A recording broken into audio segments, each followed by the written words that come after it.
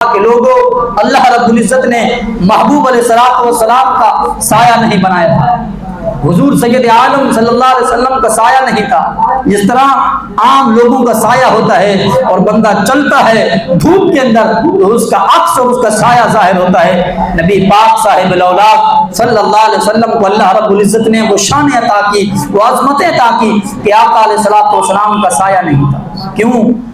کہ فرمایا کہ آپ کا مقدس سایہ زمین کے اوپر آئے اور کہیں کوئی کافر اور مشرک رسول اللہ کے مقدس سایہ کے اوپر قدم رکھ دے تو اللہ رب العزت کو یہ گوارا نہیں کہ رسول اللہ کی سایہ بھی مناتا۔ تو نبی پاک علیہ السلام کے جسم اقدس کا اور حضور علیہ السلام کے مقدس ذات کا سایہ نہیں تھا، یہاں تک کہ حضور علیہ السلام کے کچھ غلام ایسے تھے، حضور کے صحابی ایسے تھے کہ جب آقا علیہ السلام چلتے اور حضور علیہ السلام کے نالین شریفین کے نشان قدم زمین کے اوپر لگتے اور زمین کے اوپر نشانات لگتے تو حضور کے غلام ان نشانوں کو بھی مٹا دیتے تھے کہ کہیں کوئی کافر، کوئی مشرک، کوئی پلید قدم رسول اللہ کے ان قدموں کے نشانات کے اوپر نہ لگے۔